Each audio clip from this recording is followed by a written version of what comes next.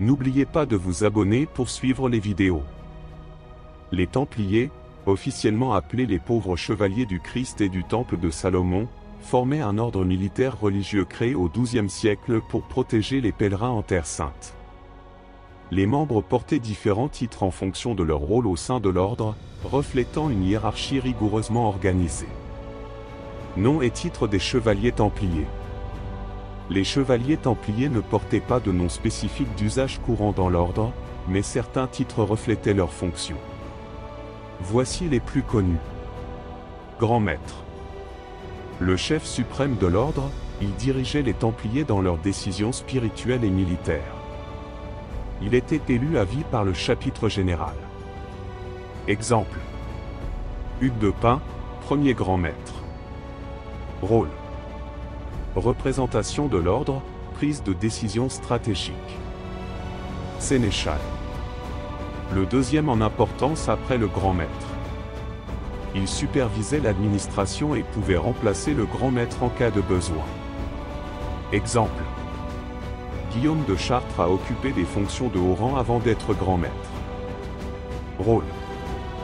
Logistique, approvisionnement et gestion des ressources. Maréchal. Un des plus importants officiers militaires de l'ordre. Il commandait les forces sur le champ de bataille. Exemple. Aymon d'Aigremont, célèbre maréchal de la fin du XIIIe siècle. Rôle. Organisation et commandement militaire. Drapier. Il veillait à l'équipement des frères, incluant la gestion des vêtements et armures, symbole de leur mission. Rôle. Garantir que tous les membres avaient un habit conforme à la règle. Chevalier simple. Il formait le corps principal des forces de l'ordre. Il devait prêter les vœux de pauvreté, chasteté et obéissance, tout en ayant une fonction militaire. Fonctionnement des noms des chevaliers. Les chevaliers templiers abandonnaient souvent leur vie passée, y compris leur titre de noblesse ou statut personnel. Toutefois, on retrouvait fréquemment leur lieu d'origine dans leur nom. Exemple célèbre. Hugues de Payan, Hugues venant de Pint. Gérard de Ritefort, Gérard venant de Ritefort. Robert de Craon, Robert de la seigneurie de Craon. Ces noms n'étaient pas des titres, mais des références géographiques ou familiales, ce qui était courant dans le Moyen Âge. Hiérarchie et spécialisation. L'ordre comportait plusieurs catégories au-delà des chevaliers. A. Les sergents d'armes. Non nobles, ils étaient des combattants expérimentés mais de rang inférieur. Ils formaient la cavalerie légère et servaient également comme intendants. B. Les frères chapelains. Des membres religieux chargés des offices liturgiques et de la vie spirituelle. Ils conseillaient les chevaliers dans leur mission. Les frères servants. Ils assuraient les tâches de soutien, logistique, cuisine, etc., mais ne combattaient pas. Nom symbolique dans la mythologie templière. Certains noms associés aux Templiers sont devenus légendaires, liés à des récits et mystères. Baphomet. Un nom controversé dans les accusations hérétiques portées contre eux. Jacques de Molay. Dernier grand maître, symbole du martyre de l'ordre après sa dissolution en 1312. Figures historiques célèbres. À Hugues de Payan, 1070 à 1136. Rôle. Premier grand maître des Templiers, 1118 à 1136. Contribution. Cofondateur de l'ordre, il obtient la reconnaissance officielle des Templiers au Concile de Troyes en 1129. Proche de Bernard de Clairvaux, qui rédige la règle monastique de l'ordre. Hugues de Pint est un symbole d'humilité et de piété, malgré sa mission militaire. Son nom reste synonyme de la fondation et de l'idéal des Templiers. Jacques de Molay, 1243 à 1314. Rôle. Dernier grand maître des Templiers, 1292 à 1314. Héritage. Il tente de réformer l'ordre face à la montée des critiques et des rivalités politiques. Capturé par Philippe IV le Bel, il est brûlé vif en 1314 sur l'île aux Juifs, à Paris. Jacques de Molay est un martyr emblématique, considéré par certains comme un héros injustement persécuté. Sa mort a alimenté les mythes selon lesquels les Templiers auraient juré de se venger de la monarchie française. Gérard de Rittefort, mort en 1189. Rôle: grand maître des Templiers, 1184 à 1189. Contribution: militaire audacieux mais controversé, il participe aux batailles contre Saladin. Il est capturé et exécuté après la défaite de la bataille de Hattin, 1187. Son nom est souvent cité comme un exemple des défis militaires auxquels les Templiers faisaient face. Robert de Craon, mort en 1147. Rôle: deuxième grand maître des Templiers, 1136 à 1147. Héritage: successeur de Hugues de Pint, il structure l'ordre en rédigeant des règlements financiers et stratégiques. Son nom est associé à l'expansion et à la consolidation de l'influence des Templiers en Europe. Nom lié à des accusations et mystères. Baphomet. Ce nom est souvent cité dans les accusations portées contre les Templiers lors des procès orchestrés par Philippe le Bel. Mythe. On prétendait que les Templiers adoraient une idole appelée Baphomet, un mot qui pourrait dériver de Mahomet ou être un cryptogramme. Réalité. Aucun indice historique solide ne confirme ces allégations.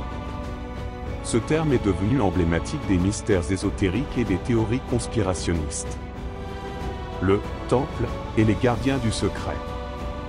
Des rumeurs persistent selon lesquelles des noms de Templiers spécifiques étaient liés à la dissimulation de trésors ou de secrets. Hugues de Pint et ses proches auraient découvert des artefacts sacrés, comme le Saint Graal ou l'Arche d'Alliance, sous les ruines du Temple de Salomon à Jérusalem. Les noms de certains membres clés, gravés sur des manuscrits ou des tombes, suscitent des interprétations mystérieuses, notamment en Écosse, autour de Rosslyn-Chapelle. Figure moins connue mais intrigante. Eustache de Boulogne. L'un des premiers croisés et soutien des Templiers dans leur mission. Sa famille a joué un rôle clé dans le financement et l'appui politique des premiers chevaliers. Bertrand de Blanchefort, 1109 à 1169. Quatrième grand maître, 1156 à 1169. Rôle: réformateur, il renforce la discipline au sein de l'ordre et élabore des stratégies défensives pour protéger les forteresses en Terre Sainte. Symbole et pseudonyme des Templiers. Bien que les noms des Templiers reflétaient principalement leur origine géographique, les symboles associés à leur mission avaient une signification unique. La croix pattée. Symbole de dévouement et de sacrifice. Le sceau des Templiers. Deux chevaliers sur un même cheval, représentant leurs vœux de pauvreté et d'humilité. Ces éléments ont alimenté la fascination pour leur identité et leur rôle. Le château de Kérak, aussi connu sous le nom de Kérak des Moabites, est une imposante forteresse croisée située dans l'actuelle Jordanie. Bien qu'elle ait principalement été sous le contrôle des seigneurs croisés du royaume de Jérusalem, notamment Renaud de Châtillon, elle a également été associée aux Templiers, dont le rôle dans la région reste fascinant. Explorons leur présence et leurs activités liées à Kérak. Kérak. Une forteresse stratégique. Construit en 1142 par Payan le Bouteiller, Kérak jouissait d'une position stratégique au-dessus de la vallée du Jourdain, sur une route importante reliant Damas à l'Égypte. La forteresse a servi de point de défense clé pour les croisés. Architecture. Kérak est un chef-d'œuvre du génie militaire croisé, conçu pour résister aux sièges prolongés.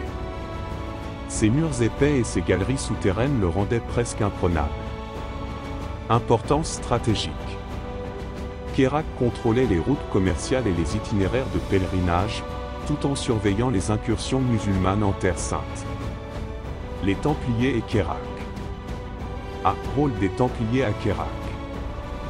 Bien que les Templiers ne fussent pas directement responsables de Kérak, ils jouaient un rôle clé dans la défense du royaume de Jérusalem, notamment dans les zones frontalières comme celle-ci. Leur présence à proximité de Kérak s'explique par plusieurs raisons. Défense des routes commerciales, les Templiers étaient chargés de protéger les caravanes et les pèlerins passant par cette région. Renfort militaire, les chevaliers templiers apportaient leur expertise et leurs troupes lors des batailles ou des sièges contre les forces musulmanes. Collaboration avec les seigneurs locaux, ils collaboraient étroitement avec les seigneurs croisés comme Renaud de Châtillon, qui utilisait Queyrac comme base pour ses expéditions en terre musulmane. Renaud de Châtillon et les Templiers. Renaud de Châtillon, seigneur de Queyrac, était connu pour ses attaques audacieuses contre les territoires musulmans, ce qui provoqua de nombreuses représailles. Les Templiers se trouvaient parfois dans une position délicate, car ils étaient obligés de soutenir les forces croisées tout en évitant les provocations inutiles qui mettaient en péril la Terre Sainte. Exemple. En 1183, Queyrac fut assiégé par Saladin après que Renaud de Châtillon eut attaqué une caravane musulmane. Les Templiers furent appelés en renfort, mais ne purent empêcher le siège. Tension. Bien que partageant une mission commune, les Templiers n'approuvaient pas toujours les méthodes imprudentes de Renaud. Le siège de Queyrac, 1183 et 1184.